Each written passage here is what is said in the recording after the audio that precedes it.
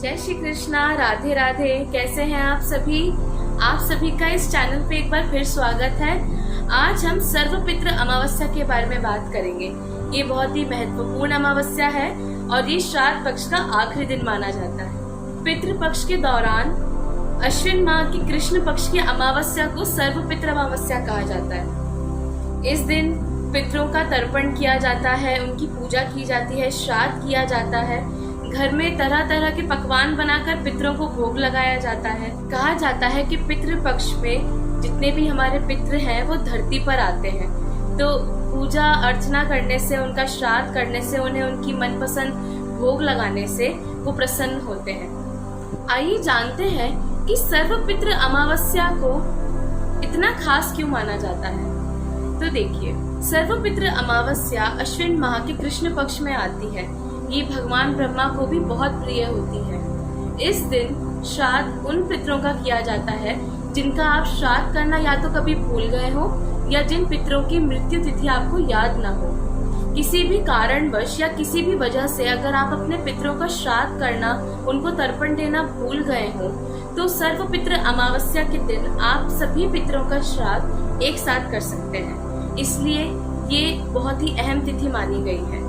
इस अमावस्या के दिन आप अपनी भूल चूक सुधार सकते हैं। इस अमावस्या के दिन आप सभी पितरों का श्राद्ध एक साथ कर सकते हैं, क्योंकि इस दिन सभी पितरों का तर्पण एक साथ कर दिया जाता है और ये पितृ पक्ष का आखिरी दिन है। श्राद्ध पक्ष की ये अमावस्या अश्विन माह के कृष्ण पक्ष में 2 अक्टूबर 2024 को मनाई जाएगी। तो इस दिन बहुत ही शुभ दिन और योग बन रहा है। तो आप सभी अपने अपने पितरों को तर्पण जरूर कीजिएगा और उनका आशीर्वाद जरूर लीजिएगा। अब हम बात करते हैं सूर्य ग्रहण की। तो सूर्य ग्रहण कब लग रहा है और इसका हमारे पितृ पक्ष पे या हमारी अमावस्या पे क्या असर पड़ सकता है। तो सूर्य ग्रहण 1 अक्टूबर को 9:40 से प्रारंभ होगा, जो अगले दिन 2 अक्टूबर को मध्य रात्रि 3:17 पर समाप्त हो जाएगा। भारत में सूर्य ग्रहण अदृश्य रहेगा, जिसके चलते ऐसा माना जा रहा है कि सूर्य ग्रहण का हमारी अमावस्या पर कोई भी असर नहीं होगा, जिससे पितृ अमावस्या पर सूतक नहीं माना जाएगा। तो हम आराम से अपना श्राद्ध कर सकते हैं, हमारे पितरों को तर्पण दे सकते हैं। सूर्य ग्रहण का पितृ अमावस्या पर कोई भी असर नहीं रहेगा। अब बात करते हैं कुछ जरूरी चीजों की जो हमें अमावस्या के दिन या हमें श्राद्ध करते दिन ध्यान रखनी चाहिए, जिससे हमारे पितृ प्रसन्न होंगे, उनकी आत्मा को शांति मिलेगी और कैसे हम उनका आशीर्वाद अच्छे से पा सकते हैं। तो आइए देखते हैं क्या है वो कुछ चीजें या कुछ वो बातें जो हमें ध्यान रखनी है अमावस्या के दिन। पहली चीज तो ये कि अमावस्या के दिन आपको पितरों का स्मरण करके उन्हें जल देना चाहिए, क्योंकि पितृ धरती पर आते हैं, वो प्यासे होते हैं, उन्हें भूख भी लगती है, तो उन्हें भोग भी लगाना चाहिए और उन्हें जल भी अर्पित करना चाहिए।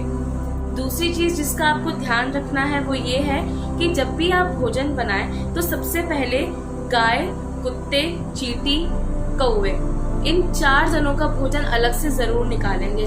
जैसे आप पूरी या कोई भी चीज बना रहे हैं तो पूरी पे थोड़ी थोड़ी खीर रख के इन 4 जगह पर भोजन अलग से निकाल दें।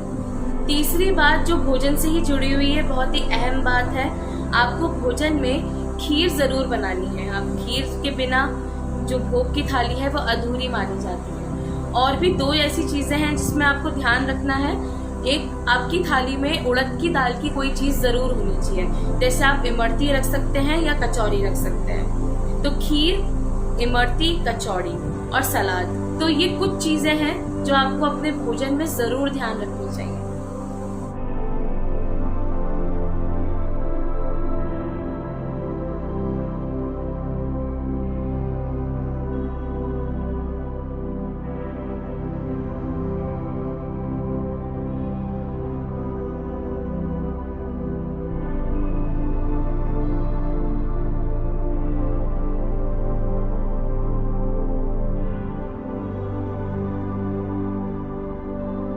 तो ये थी कुछ जरूरी जानकारियां जिससे आप आने वाली 2 अक्टूबर को अमावस्या के दिन अपने पितरों को प्रसन्न कर सकते हैं। उनका श्राद्ध करके, पूजन करके, उन्हें अच्छे से तर्पण देकर उन्हें अच्छा सा भोग लगाकर, ब्राह्मण भोज कराकर आप अपने पितरों को प्रसन्न कर सकते हैं, उनका आशीर्वाद पा सकते हैं।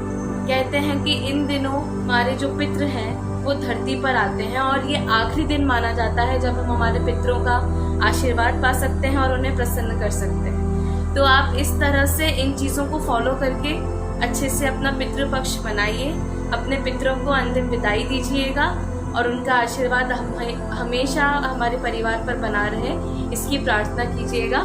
अगर आपको ये वीडियो अच्छा लगा हो तो इसे ज़रूर शेयर कीजिएगा आगे से आगे, और इसको लाइक कीजिएगा, सब्सक्राइब कीजिएगा और शेयर कीजिएगा। जय श्री कृष्ण, राधे राधे।